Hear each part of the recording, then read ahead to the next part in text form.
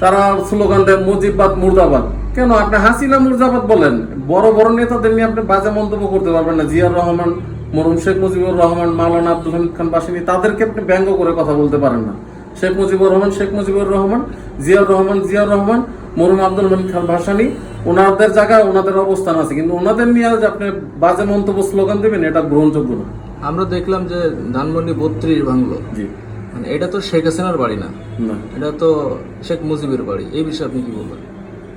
এটা মরহুম শেখ মুজিবুর রহমানের বাসভবন এবং এটা তার অনেক স্মৃতিচারণ ছিল। এটা অনেক উস্কানিমূলক কাজের মাধ্যমে এই জিনিসটা ভাঙচুর করা হয়েছে। এটা বিলুপ্ত ছিল, বিলুপ্তই থাকা ছিল।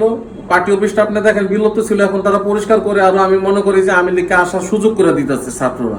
এখন ছাত্ররা, আমার কাছে মনে হয় যে ছাত্ররা আওয়ামী লীগকে আনার জন্য এই পার্টি অফিসটা তারা পরিষ্কার করে দিতেছে।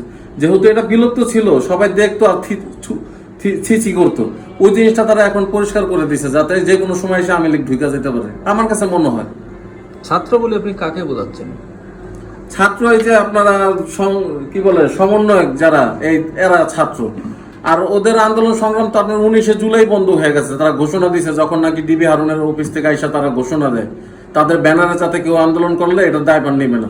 19 তারিখের পরে তো তারেক রহমান সাহেব স্লোগান বক্তব্য দেওয়ার পরে ছাত্র জনতা, প্রাইভেট ইউনিভার্সিটির যত মানুষ আছে, রাস্তাঘাটে যত বিএনপি, যুবদল, ছাত্রদল, স্বেচ্ছাসেবক দল, আপনার জামাত ইসলামের শিবির, সবাই এক সুরে মনে করেন রাজপথে নামছে। তখন তো সমন্বয়করা ছিল না, তখন ছিল প্রাইভেট ইউনিভার্সিটির ছাত্রছাত্রীরা।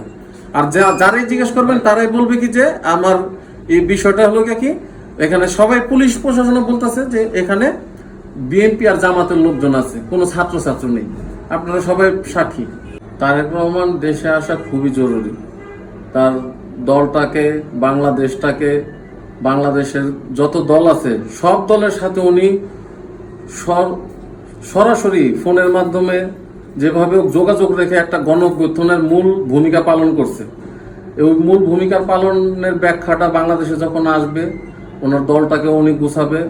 উনি দেশের বাইরে থেকেও যতটুকুই করতেছে, বাংলাদেশে আসার পরে আমি মনে করি যে আরো অনেকটা ভালো হবে। হয়তো কোনো দ্বিধাদ্বন্দ্ব চলতেছে, হয়তো দ্বিধাদ্বন্দ্ব দ্রুত শেষ হবে, দ্রুত আসবে। বাংলাদেশের জন্য ভালো, সকলের জন্য ভালো, তার দলের জন্য ভালো। এই লুটতরাজ, দাঙ্গাবাজি অনেক কিছু চলতেছে, এগুলো হয়তো সমাপ্তি হবে। আওয়ামী লীগ কি আবার ফিরে আসা সম্ভব? আপনি বহির্বিশ্ব, বাংলাদেশ বাদ দেন, বহির্বিশ্বের অনেক এই মিনিস্টার, প্রাইম মিনিস্টাররা দেশের অন্যায় অবিচার করার পরে একটা পর্যায়ে দেখবেন যে সে পালিয়ে গেছে, পরবর্তীতে তার ফিরে আসার কোনো হয়নি, কোথাও এখনো ফিরে আসা নাই, আর ফিরে আসার ভূমিকাও নাই। কেননা ফিরে আসার জন্য যদি হয়তো উনি যাইতো না, উনি বাংলাদেশেই থাকতো। উনি ওনার জান এবং প্রাণ নিয়ে, পরিবার নিয়ে পলাইছে। তার নেতা কর্মীর কথা চিন্তা করেন, দেশের কথা চিন্তা করেন, চিন্তা করেন নিজে বাঁচলে বাপার নাম, এই চিন্তা করে উনি পালিয়েছে দেশ থেকে। আসার কোনো কায়দা দেখি না।